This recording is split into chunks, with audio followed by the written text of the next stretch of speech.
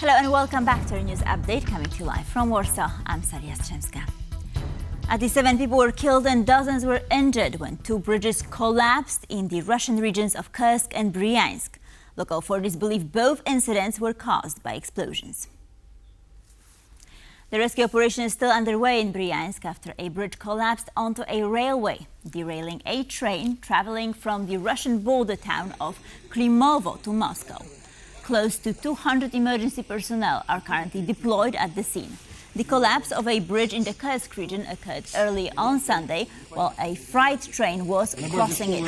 One of the drivers was injured and was taken to the hospital. Local representatives from the affected areas have both accused Ukraine of planning the attacks, but so far there have been no independent reports verifying such claims.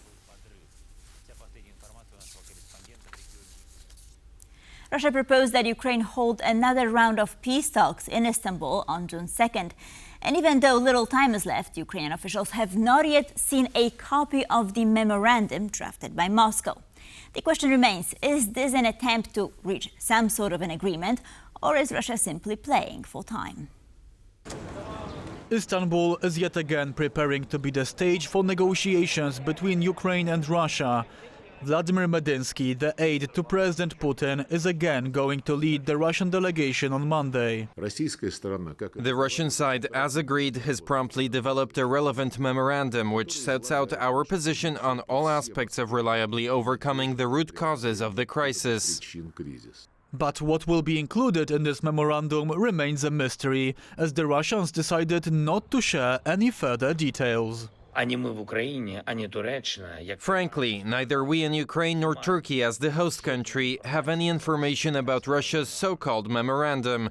For some reason, the Russians are hiding this document. Frankly, it's an absolutely bizarre position.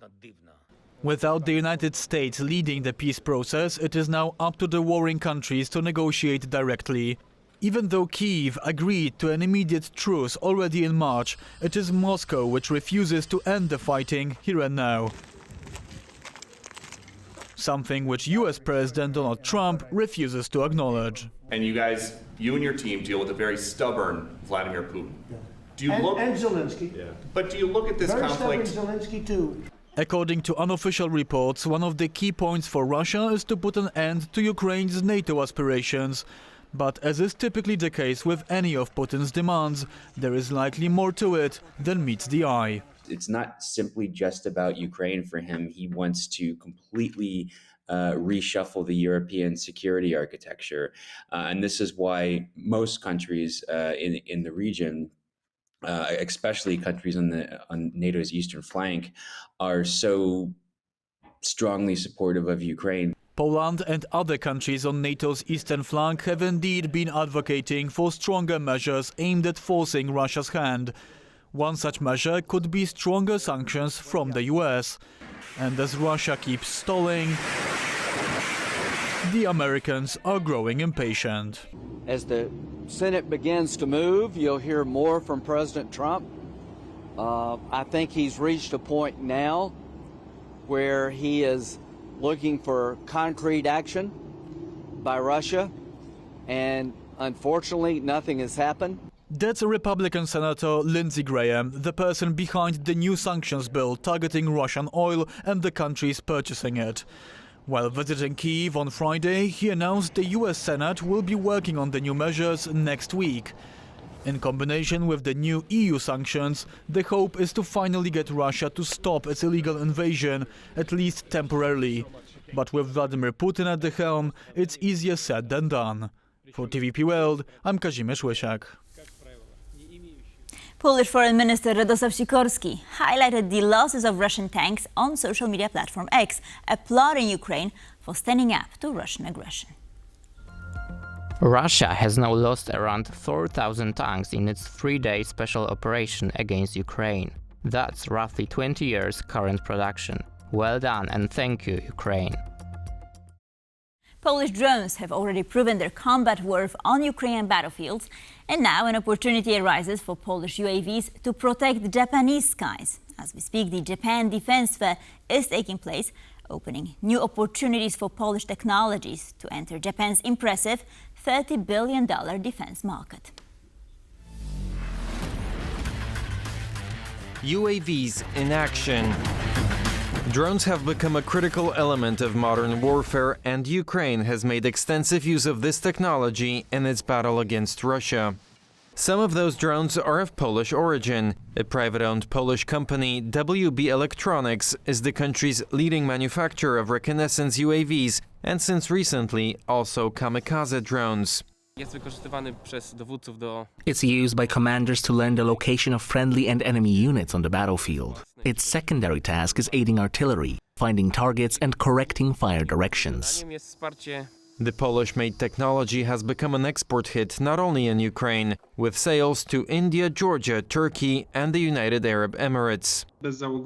Their drones have gained extensive operational experience in Ukraine. Practically all of WB's flying platforms have been deployed there, including the Fly-Eye reconnaissance drones and the War-Made Strike UAVs. These are battle-proven systems. They've already been tested in real combat conditions, and now we have a clear picture of how they perform in the field. Now the company presented Fly-Eye and War-Mate at the recent Japan International Defense Fair. They are hoping to secure new contracts. We've showcased more than once that we're able to deliver in weeks. Certainly not years, not months. We, for example, towards the end of last year, we've delivered a few hundred of these same platforms to the Korean army. South Korea and Malaysia are not the only Asian countries to use systems provided by the Polish company. The Japanese army is soon expected to start testing drones made by WB, and the demand for such equipment in Asia is high. In the South China Sea, a nation that once declared it had no intention of pursuing militarization of disputed areas through land reclamation of coral reefs is now rapidly advancing militarization. Bright prospects await the entire drone industry. According to Drone Industry Insights, the UAV market is projected to expand at an annual rate of approximately 8%, reaching a value of nearly $58 billion by 2030. For TVP World, I'm Marek Steele. Voting has begun in the second round of Poland's presidential election after polling stations across the country opened their doors at 7 a.m. local time. Since 7 a.m. this morning, Poles can cast their votes for the next president. The polls will remain open until 9 p.m. Many voters abroad were able to take part in the second round of the election earlier, as voting stations operate from 7 a.m. to 9 p.m. local time. In the United States, home to a large Polish diaspora, the voting traditionally takes place the day before and has already concluded. Last voting stations closed at 6 a.m. Warsaw time, just an hour before those in Poland opened.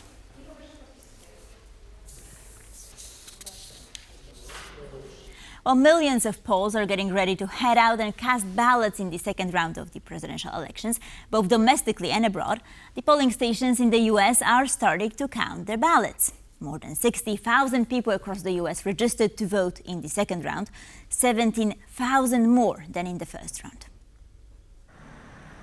Voting took place in a record 57 precincts in 23 states and the U.S. Capitol. More than half of the voters are registered in the Chicago and New York metropolitan areas, with 19,000 in each. Of the 511 polling stations outside of Poland, including 3 set up after the first round, the greatest number, more than 100, is located in the UK, followed by Germany with 64 and the US with 57. A record 700,000 people registered to vote abroad this time, over 200,000 more than in the first round.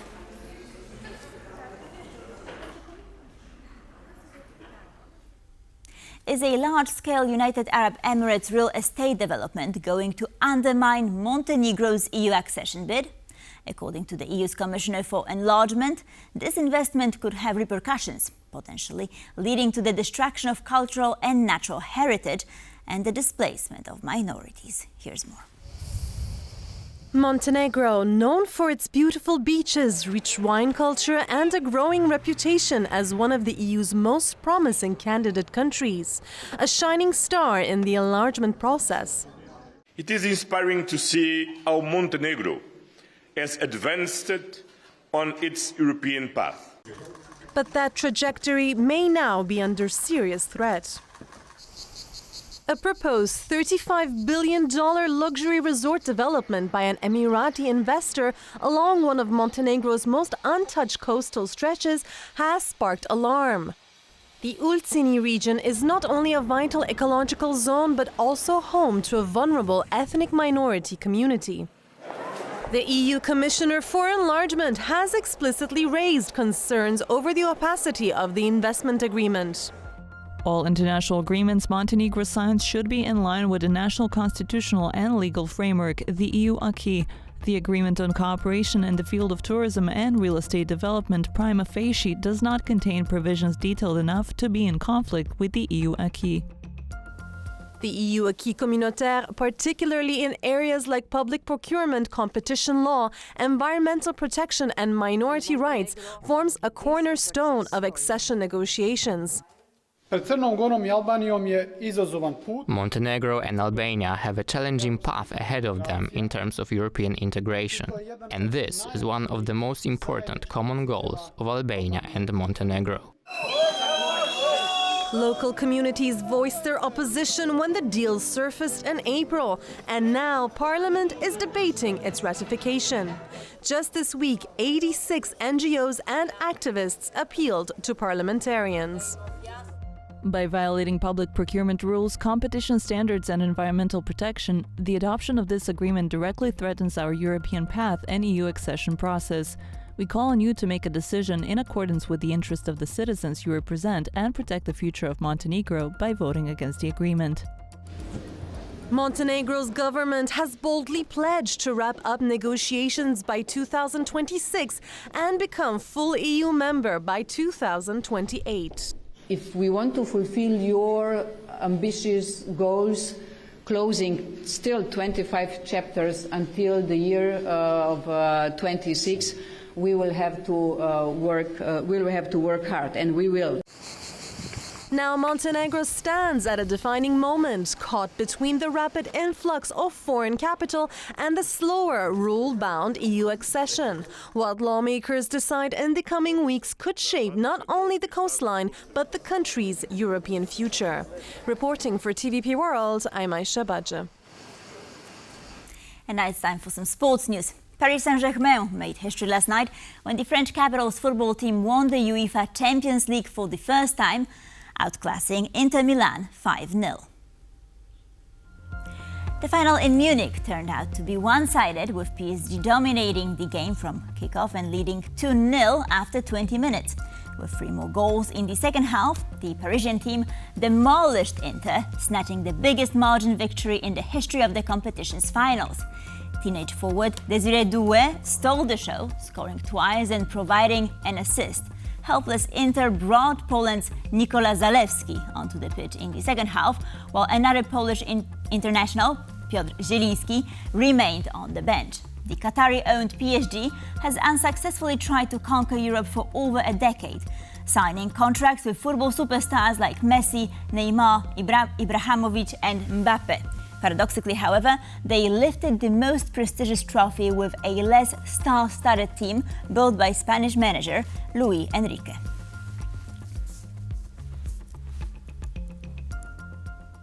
Following Paris Saint-Germain's win in the UEFA Champions League, the celebrations in the French capital quickly took a violent turn. Many cars were set ablaze, the rioters smashed multiple shop windows and looted the stores. The riots lasted well into the night. According to the latest reports coming from the French police, some 300 people were arrested. But not all PSG fans wanted to celebrate in this turbulent manner. Most of them partied peacefully, dancing in the streets. The Eiffel Tower was also illuminated in the club's signature blue and red colors. The French President Emmanuel Macron took to X to congratulate the team on their victory, while the French Interior Minister has condemned the violent celebrations, calling them unbearable.